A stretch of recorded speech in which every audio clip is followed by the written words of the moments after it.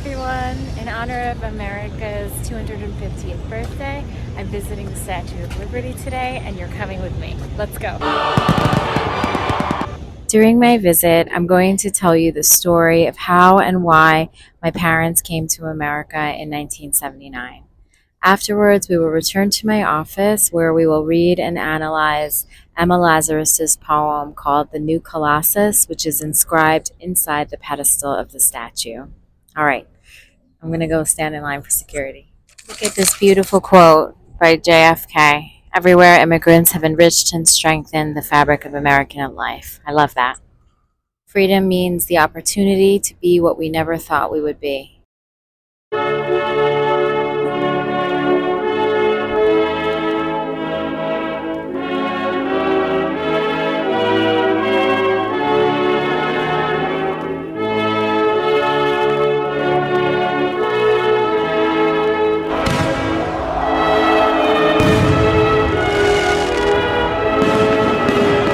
Made it to Liberty Island. So my parents came here to America in July of 1979, a few months after the Shah had left Iran and Khomeini had taken over. They were among the first Iranian immigrants to arrive in America after the revolution. Before leaving for America, my parents were both working at IBM in Tehran. My mother was a receptionist and my father was a systems engineer.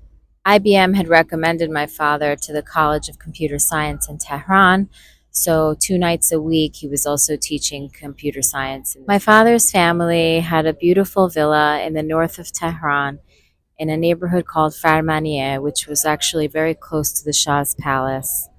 They had a beautiful garden and a pool and were living very comfortably before the revolution. My parents also lived in an affluent neighborhood of Tehran. Though my parents were financially comfortable and thriving, they decided to leave their home country because there was frightening political turmoil in the streets, and the central government was increasingly becoming weaker and weaker. Having a stable future seemed completely impossible, and they knew that the incoming government would be limiting human rights and liberty. They chose America because of the women's rights, opportunities for prosperity, and the liberty that America offers. Also, they both had family here. My dad had 3 younger brothers already living in New York, and my mom had an older brother who was already here. 2 of my dad's younger brothers were enrolled at Plainview High School. One had graduated from Kansas University with a degree in civil engineering, and he was looking for employment in New York. And my mom's older brother was living in Midtown Manhattan at the time on Madison Avenue, working as a jeweler for Cellini in the Waldorf Astoria. I actually never knew that his brothers were here before the revolution in high school. I just found out a few days ago when I was talking to my dad about my trip to the Statue of Liberty and, trying to get some more details out of him about how he left, why he left, everything. And I asked him how did 2 random teenagers from Tehran end up at Plainview High School without their parents? So at that time, it was very common for well-to-do Iranian families to send their teenagers to American high schools through student exchange programs. 2 reasons. One was there was a very high value placed on Western education at that time. Additionally, because of the political situation that was just degenerating over the course of many years, they wanted to get their kids out of Iran. So how did they get here? Since my dad was working for IBM as a systems engineer, one of the benefits of the position was a visa with multiple entry for 4 years. He had obtained this visa a few years prior, just in case, and it was very easy. He just went to the American consulate in Tehran, and the visa was issued on the exact same day. On their flight out of Iran, my father was extremely nervous and even paranoid the entire time that they were flying over Iranian airspace. He was even terrified that somehow the plane would just turn back and go back to Iran. So, what happened to my dad? Why was he so nervous? Um, he was very outspoken at work before he knew that it would be dangerous and life threatening to be so outspoken. So, how was he outspoken? When the political situation started degenerating into turmoil, half of his coworkers became vehemently pro revolution and anti Shah. And apparently, my dad was arguing with them passionately on a nearly daily basis, asking them, well, okay, so you want to get rid of the Shah. What is the plan? What is the plan for prosperity? What is the plan for liberty that the new government is offering? Unfortunately, he never got any answers, and everyone, history speaks for itself. One day, one of his coworkers came to work with a black dress on because her father had just been executed for being a member of the Shah's parliament. People were so terrified of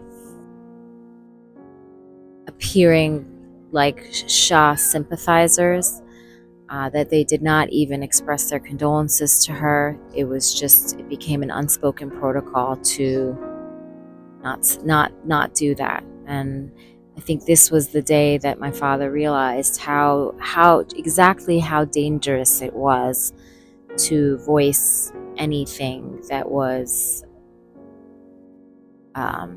pro Shah or anti new regime.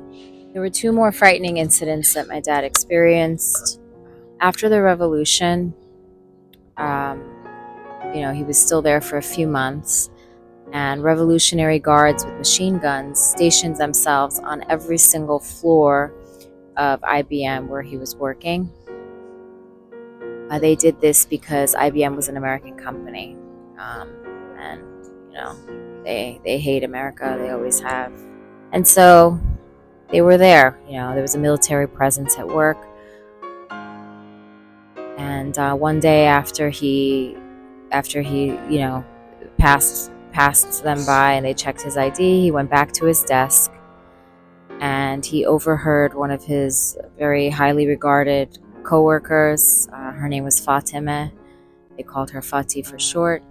He overheard her arguing with the guards in the hallway, screaming at them, telling them that they had no right to arrest my father. So basically, they were planning on arresting him. I'll tell you why in a moment. It wasn't just the American company. So she was screaming at them, you cannot arrest him, you cannot arrest him. So what if he earned a university degree in Israel? That does not mean that he is aligned with Israel. If he had been aligned with Israel, he would never have returned to serve in the army here. And they actually listened to her, and they did not arrest him that day. And if they had, he may have been imprisoned for a long time and likely executed. The reason why my father was flagged was because he earned a bachelor's and master's degree from Technion, located in Haifa, which was basically the MIT of the region. At that time, Israel was looking to build a positive relationship with Iran, so they were offering very generous scholarships based on academic merit to eligible students of any religion, both Jews and Muslims alike. And my father was one of those students who was awarded a full scholarship to attend there.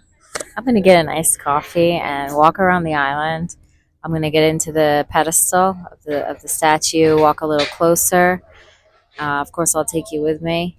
And when I finish visiting the pedestal and showing you the footage from there, we will finish this story of my father and mother coming to America. Stay tuned. I need a nice coffee. It's a nice walk to the pedestal.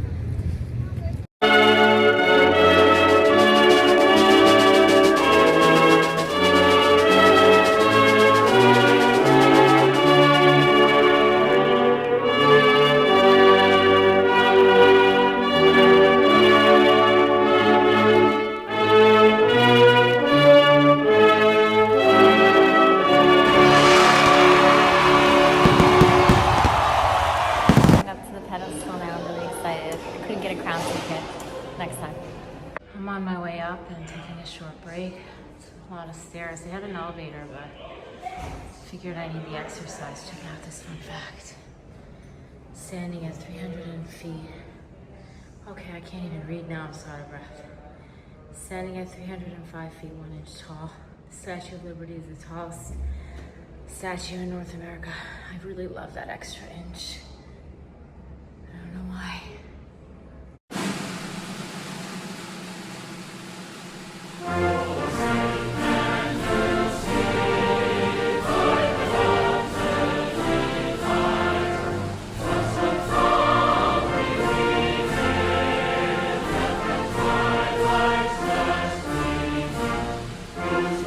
I'm roaming through the museum inside the pedestal right now in desperate search of the plaque that has Emma Lazarus's poem, The New Colossus, inscribed upon it. Can't find it anywhere. I found it.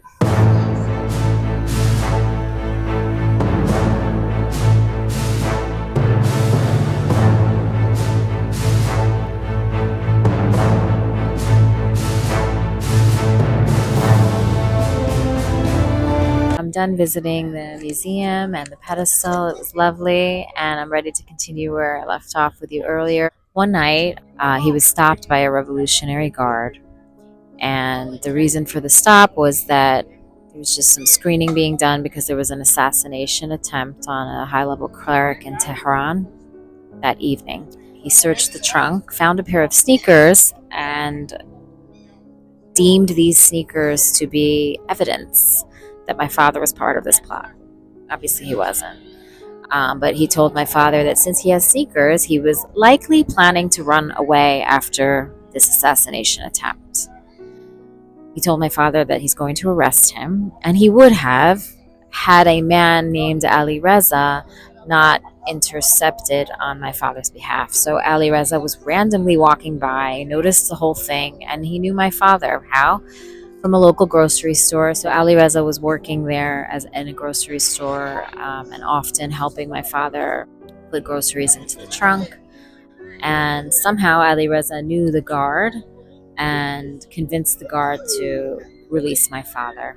So Ali Reza's act of mercy likely saved my father's life. At that time, there was a prosecutor named Ayatollah Khalkhali who was known for storming through these detention centers where people would be recently arrested, and he would just tell people there, okay, you're going to execute 5 people tonight. Doesn't matter if they're innocent. If they're innocent, they'll just go to heaven anyways. So my parents were one of the lucky ones. They left on planes with visas. Many were not as fortunate. Many of their friends and family left Iran on horseback through the mountains of Khorasan.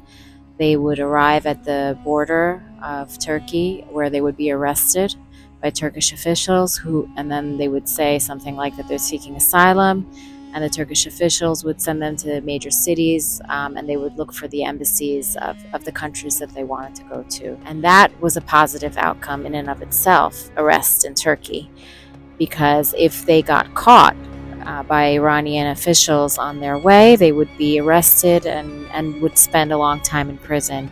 This happened to one of my father's uncles. He was arrested and he spent a few years in prison on his first attempt to leave. On his second attempt to leave, the bus he was on was robbed by thieves, and it seemed as if the thieves had conspired with the smugglers in advance. Not only he was robbed, but everybody on the bus was robbed, and my father's uncle lost everything he had that day. He had all his money and jewelry on his person, and he lost it all. But at least that attempt to leave was successful in that he wasn't arrested again and was able to leave Iran. In the first moments of my parents' time in America, they arrived at JFK, where they were greeted by my mother's older brother and one of my father's younger brothers.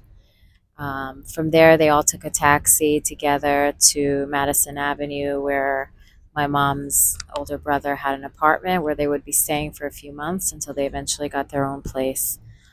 And on the way there, they were just in complete awe of the beautiful Manhattan skyline and any sight of the American flag would fill them with um, emotions of relief, emotions of excitement,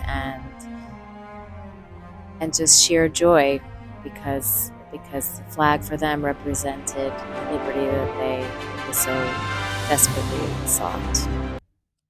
Shortly after their arrival, the IT division of a retail company sponsored my father with a work visa. That work visa eventually turned into a green card, and after 5 years, they were eligible to apply for American citizenship. Also, shortly after they left, things changed dramatically and for the worse. Human rights went out the window, women's rights out the window. Literature became heavily censored and unavailable. The war broke out between Iran and Iraq, and women were forced to wear a hijab everywhere they went. And I was born 2 years after they arrived. It's a big privilege for me to have been born here, and I'm very grateful for that. I have actually written something. I've written a few things that I want to share with you today. One of them is a paragraph tribute to how much I appreciate being here. It's not poetic, it's not fancy, but it's from the heart. And I didn't memorize it, so I'm just going to read it to you. Second thing is a poem, which I also didn't memorize. Because I was born in America, I wasn't forced to wear a hijab everywhere.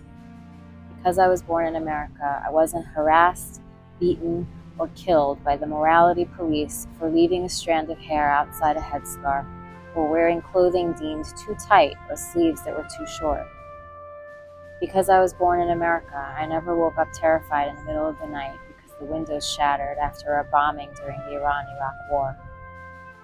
Because I was born in America, I read whatever book I wanted, whenever I wanted. Because I was born in America, I was never arrested and thrown into prison for attending a co-ed party.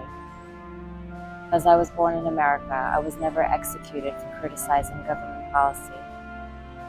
Because I was born in America, I am here today, visiting the Statue of Liberty, and no man, not a husband nor father, can legally stop me. Because I was born in America, I am alive, free. Obviously, America is not a perfect country, but no country is. For countries are just made up of people, and humanity has yet to achieve perfection. But despite its imperfections, I really, truly believe that America is one of the best countries in the world. There's no place like it. Now I'm going to read you the poem I wrote, called America. America, you've given me your all, and now I'm empty, unencumbered. I soar through cerulean skies from sea to sea. America, despite every seed of self-doubt I sound, unbridled, unflower seeds. America, your cherry blossoms possess pearls, unstinting the escape of midnight to manifest merriment. America, your libraries of bald eagles, unconstrained, they lift the downtrodden from ashes to clay. America, happy birthday. Unfettered, may God grace your golden cornucopian meadows.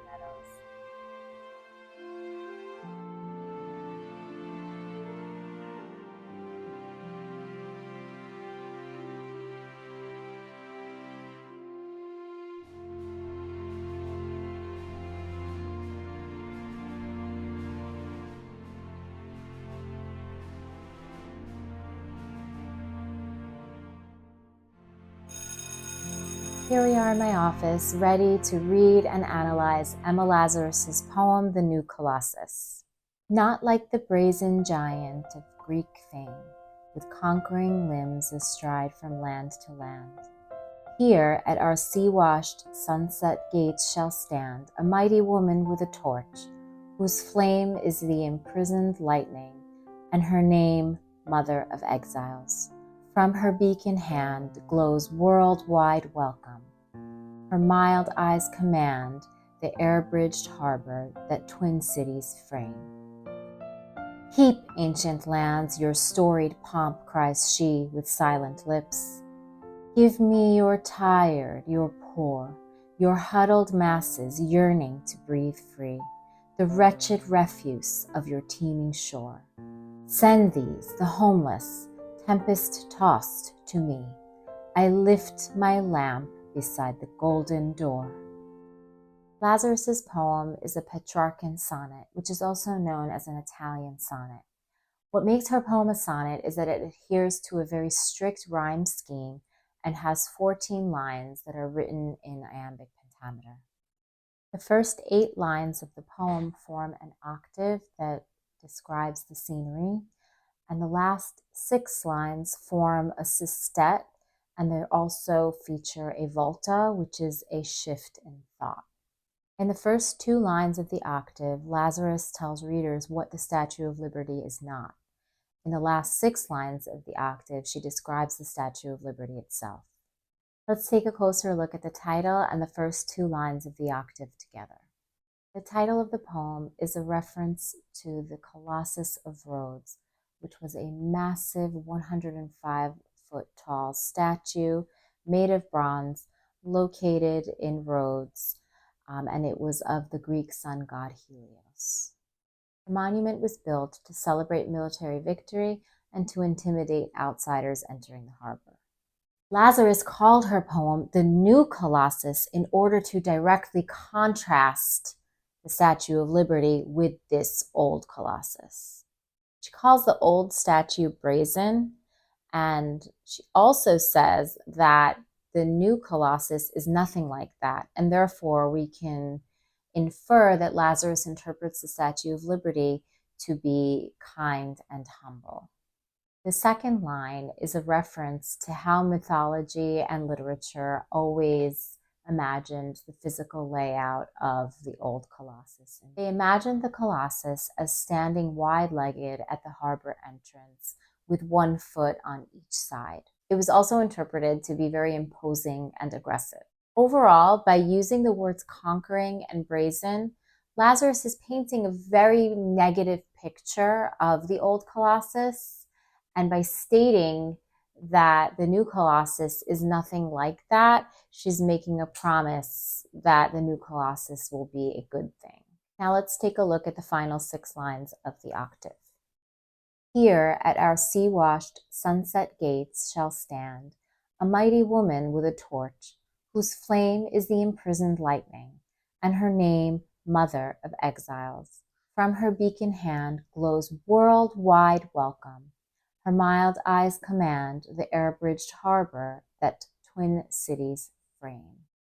Here Lazarus describes the setting using very beautiful and pleasant imagery. She uses the words sea-washed and sunset gates, and both of these are very beautiful words that convey a very positive environment.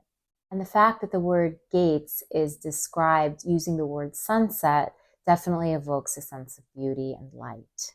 Lazarus then uses a very interesting metaphor. In this metaphor, she compares the light inside the torch to imprisoned lightning. This is a very interesting idea, and I've thought about it a lot. I think what Lazarus means here, well, let's think about what lightning is, right? Lightning is destructive. Lightning is powerful. By comparing the light inside Lady Liberty's torch to lightning, she's saying that America has a power, right? And although lightning is destructive, Lazarus is imprisoning this lightning. The lightning is not just free-flowing, it's imprisoned. So that makes me think that she's envisioning America's power as contained in a non-destructive way. Ultimately, America is using its power not for destruction, but to light a path for newcomers. And the reason why I'm making this inference is because this light, this torch, this imprisoned lightning becomes a beacon. We can see that in the line right after where it says Mother of Exiles, from her beacon hand.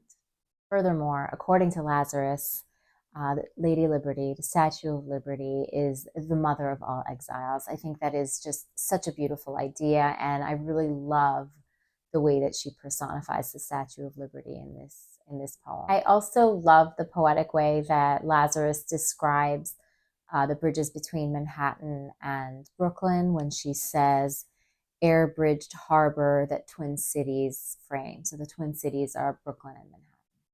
Now let's take a closer look at the volta.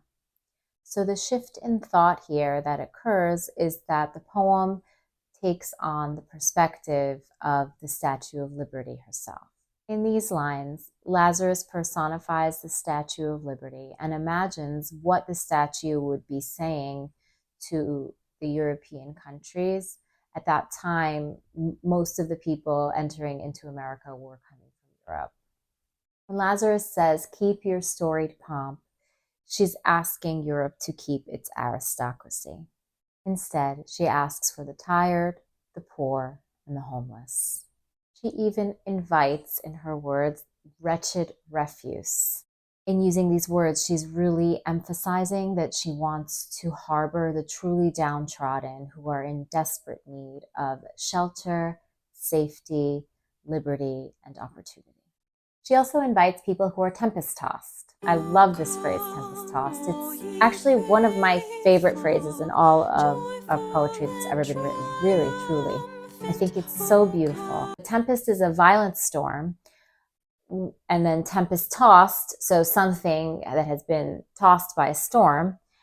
Now, tempest in this case is not a literal storm. She's using this as a symbol. So what does the tempest symbolize? In this case, the tempest symbolizes the difficulties that people face in countries outside of America, those same difficulties that inspire them to leave.